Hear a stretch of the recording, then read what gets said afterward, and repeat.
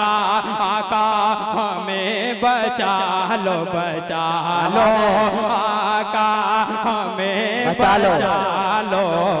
مولا جلال میں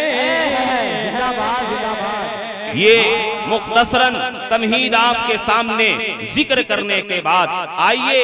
اب میں ایک مرتبہ پھر آپ سے درخواست کروں گا کہ جو ہمارے نوجوان بزرگ طالبان علوم نبوت میرے دائیں طرف اور سامنے کے حصے میں کھڑے ہوئے ہیں وہ اپنے آپ کو تھکائیں نہ،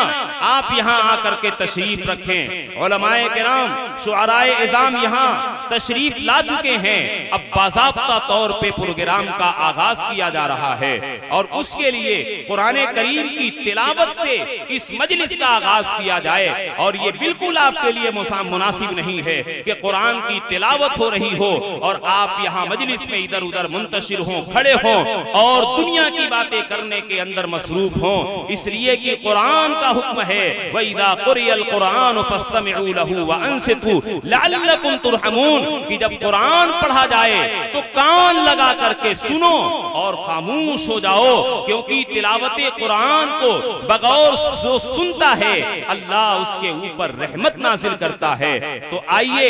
آپ تشریف رکھیں اور میں قرآن کی تلاوت کے لیے دعوت دینے جا رہا ہوں مدرسہ حاضہ کے ایک مایہ ناز استاذ شعبہ حفظ جناب مولانا قاری نعمان احمد صاحب بھوسوی دامت برکاتہ العالیہ کو۔ لیکن اس سے قبل میں آپ کو بتاتا چلوں کہ آج کا یہ پروگرام، کیونکہ ہر پروگرام کے لیے ایک ضابطہ ہے کہ باضابطہ پروگرام شروع کرنے سے پہلے ایک میر مجلس کا انتخاب کر لیا جائے، ایک ذمہ دار اور صدر کا انتخاب کر لیا جائے، اور آج کے اس عظیم الشان محفل حمد و نعت کی صدارت کے لیے اس عظیم شخصیت کا انتخاب کیا گیا ہے۔ وہ انتہائی دردمند ہستی، فکرمند ہستی، مدرسہ حاضہ کے جو اراکین کی اور کمیٹی کے جو صدر باوقار ہیں، یعنی جناب الحاج حافظ اظہار الحق صاحب ولی پوری دامت برکاتہ العالیہ۔ اشتہارات کے ذریعے سے آپ نے خود ملاحظہ کر لیا ہوگا کہ آج کی مجلس کی صدارت کے لیے حضرت والا کا انتخاب کیا گیا ہے اور حضرت والا یہاں تشریف فرما ہیں۔ اب حضرت کی اجازت سے میں باضابطہ پروگرام کا آغاز کرنے جا رہا ہوں اور اس کے لیے دعوت دی جا رہی ہے جناب قاری نعمان احمد صاحب بھوسوی استاذ مدرسہ عربیہ رحمانیہ ولید پور، حضرت والا تشریف لا کر کے قرآن کریم کی تلاوت باسعادت سے مجلس کا باضابطہ طور پہ آغاز فرمائیں۔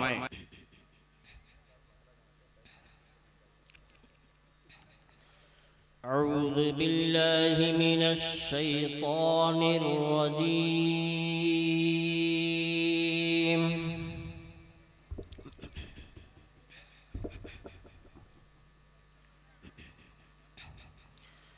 بسم اللہ الرحمن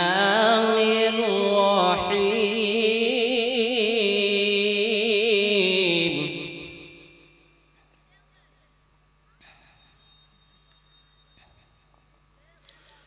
ما كان محمد أبا أحد من رجالكم ولكن رسول الله وخاتم النبيين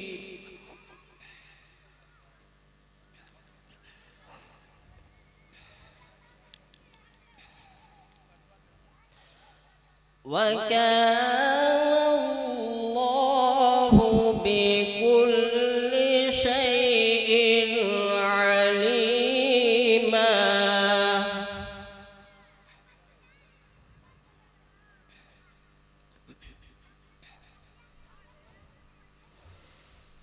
ما كان محمد أبا أحد من رجالكم ولكن رسول الله وخاتم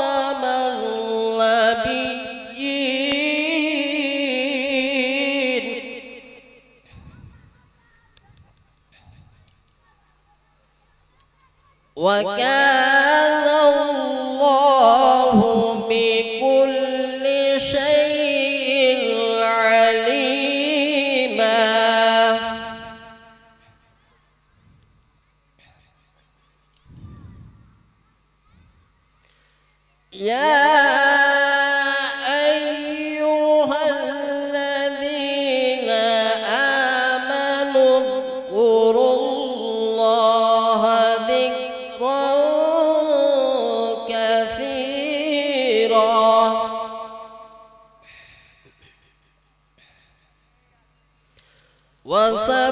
وسبحوه بكرة وأصيلا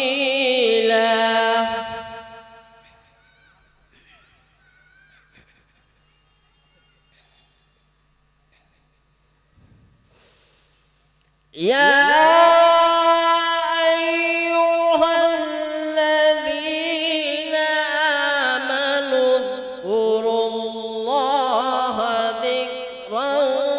كثيرا وسبحوه بكرة وأصيلا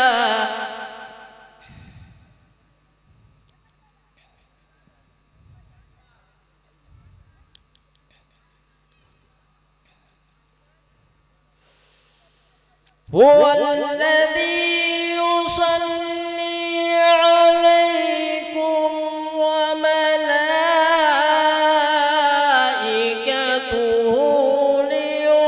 ليخرجكم من الظلمات إلى النور وكان بالمؤمنين رحيما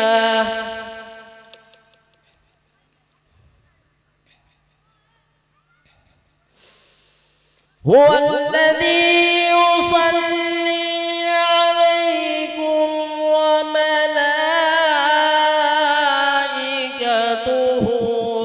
ليخرجكم من الظلمات إلى النور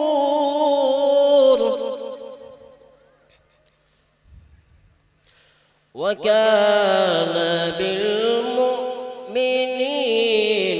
رحيما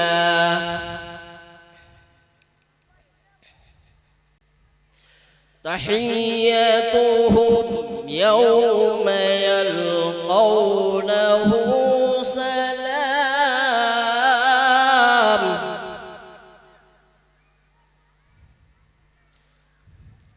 وأعد لهم أجرا كريما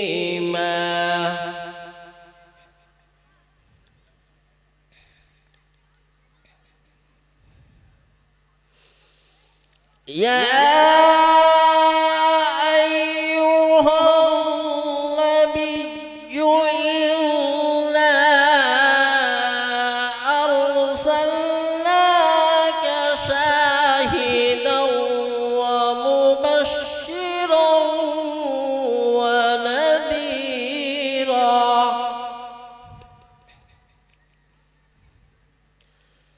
وداعيا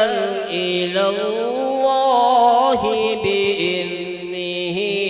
وسراجا منيرا وداعيا إلى الله بإذنه وسراجا منيرا صدق الله العظيم। अपने जलसों और मुशायरों या किसी भी प्रोग्राम के हाईलाइट वीडियोस को देखने के लिए हमारा फेसबुक पेज बाबू आजमी मीडिया और उर्दू मुशायरा जरूर फॉलो करें, क्योंकि पूरे प्रोग्राम से अच्छे वीडियोस हम फेसबुक पर अपलोड करते हैं। जज़ाकल्लाह।